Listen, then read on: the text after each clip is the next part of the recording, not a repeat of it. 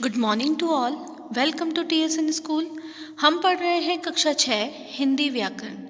आज हम आपकी पाठ्य पुस्तक से पाठ 8 पढ़ेंगे, जिसका शीर्षक है लिंग। लिंग का अर्थ क्या होता है? जेंडर। जानते हो ना आप लोग? देखिए बच्चों, लिंग को परिभाषित करने से पहले हम उसका शाब्दिक अर्थ जानना चाहेंगे कि लिंग का शाब्दिक अर्थ क्या होता है। लिंग का शाब्दिक अर्थ होता है पहचान या चिन्ह, ठीक है ना। अर्थात इसका अर्थ क्या होगा? पहचान कैसे?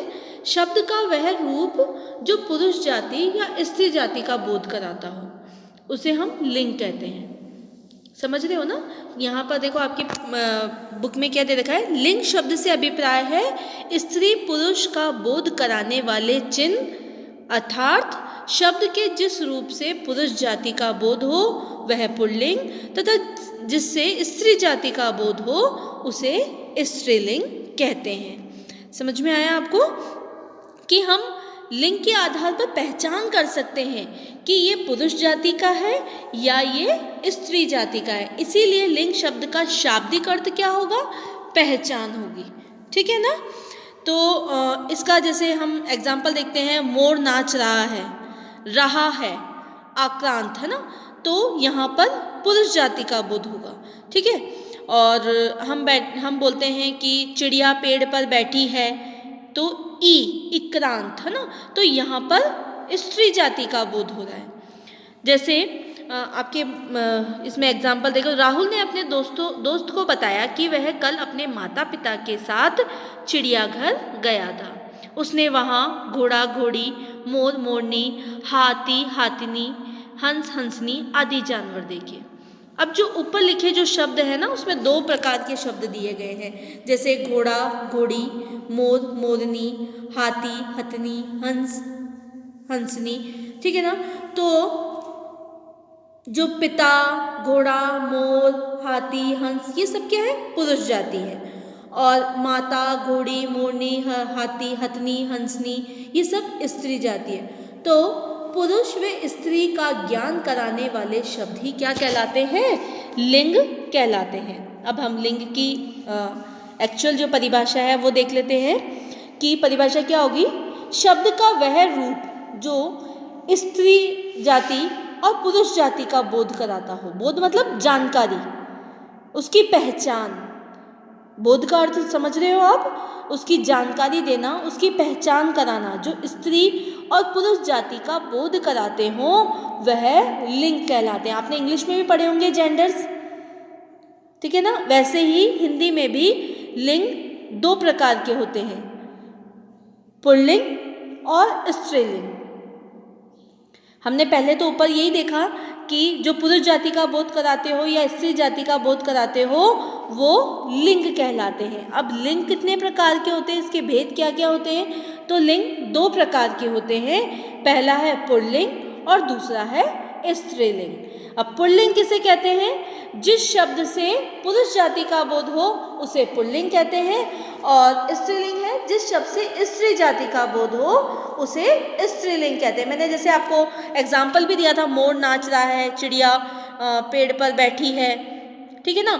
तो जहाँ आ रहा है, आ की मात्रा आक्रांत जहाँ आएगा वहाँ पुल्लिंग होगा, और जहाँ ई की मात्रा इक्रांत जहाँ आएगा वहाँ स्त्रीलिंग होगा, ठीक है ना। जैसे पुल्लिंग के यहाँ पे एग्जाम्पल दे रखे हैं, उदाहरण लड़का, बेटा, चाचा, ठीक है, आकाश, सूर्य, शेर। इसी प्रकार से लड़की, बेटी, वधू, चाची, पृथ्वी, शेरनी, चुईया, ये सब क्या है? स्त्रीलिंग है।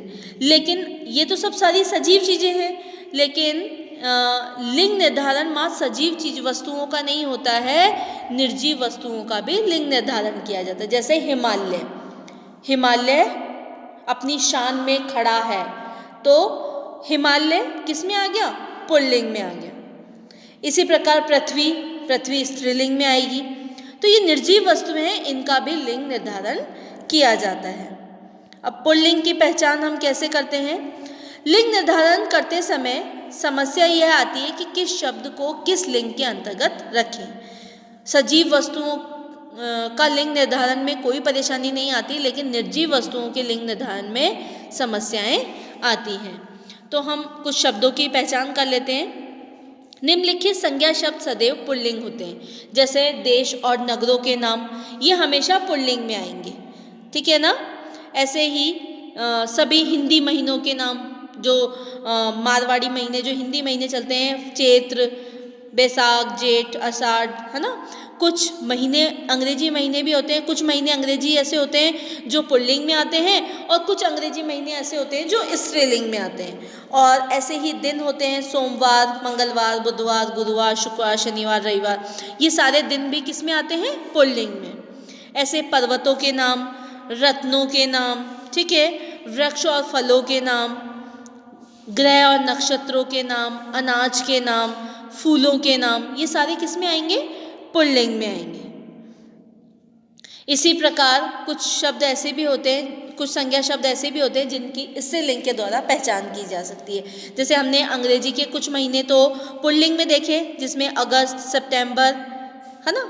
और कुछ महीने ऐसे होते हैं जो स्त्रीलिंग में आते हैं, जैसे जनवरी, फरवरी, मई, जुलाई, क्योंकि इसमें ई की मात्रा आ रही है ना, इसलिए ये स्त्रीलिंग में आ गए। कुछ प्राणीवाचक संज्ञाएं, जैसे मछली, मक्खी, तितली, कुछ आहारों के नाम होते हैं, कुछ तिथियां ऐसी होती है, कुछ भाषाएं, कुछ पुस्तकें ऐसी होती है जो स्त्रीलिंग और पुल्लिंग का बोध कराती हो। कुछ नदियां, झीलें के नाम हैं। ये सब चीज़ें, अधिकांश इकारांत शब्द जैसे लौकी, गोभी, रसीली, मोरनी, स्त्री, शेरनी, ये सारी चीज़ें स्त्रीलिंग में आएगी। क्लियर है आप लोगों को? लिंग की परिभाषा हमने सबसे पहले लिंग का शाब्दिक अर्थ देखा कि शाब्दिक अर्थ क्या होता है? पहचान कराना, ठीक है। किसी चीज़ की हम पहचान कर रहे हैं कि ये स्त्रीलिंग में आएगा या ये पुल्लिंग में आएगा, मतलब लिंग के आधार पर हम बांट रहे हैं। तो लिंग का शाब्दिक अर्थ क्या हुआ?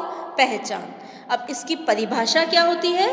वह शब्द जो पुरुष जाति या स्त्री जाति का बोध कराता हो उसे हम लिंग कहते हैं। लिंग हमने दो प्रकार के देखे, पुल्लिंग और स्त्रीलिंग। पुल्लिंग में पुरुष जाति का बोध होता है और स्त्रीलिंग में स्त्री जाति का बोध होता है, ठीक है।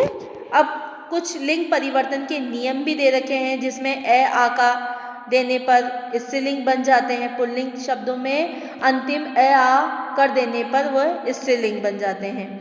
कुछ और भी शब्द हैं, ई, आ, ये नियम अभी आपके नहीं है, आपको तो सिर्फ ये ध्यान रखना है कि जहाँ पर ई की मात्रा हो वो स्त्रीलिंग में आएगा, और जहाँ पर आ की मात्रा मतलब आक्रांत होगा तो वो पुल्लिंग में आएगा, ठीक है ना।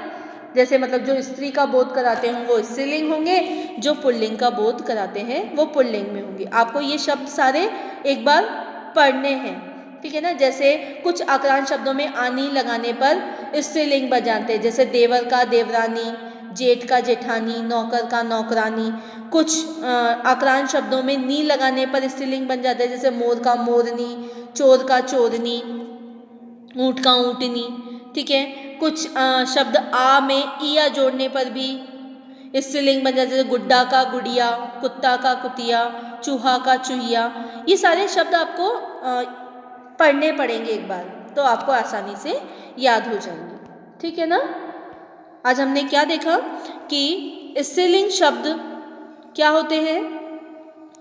सबसे पहले स्त्रीलिंग शब्द का अभिप्राय हमने समझा कि क्या है स्त्रीलिंग शब्द का शाब्दिक अर्थ क्या है? पहचान या चिन्ह, अर्थात शब्द के जिस रूप से पुरुष जाति या स्त्री जाति का बोध होता हो वो लिंग कहलाते हैं। अब लिंग में भी दो प्रकार है, पहला पुल्लिंग है और दूसरा है स्त्रीलिंग। समझ में आया? लिंग की परिभाषा आपको अच्छे से याद होनी चाहिए। शब्द के जिस रूप से पुरुष जाति व स्त्री जाति का बोध हो उसे लिंग कहते हैं। धन्यवाद।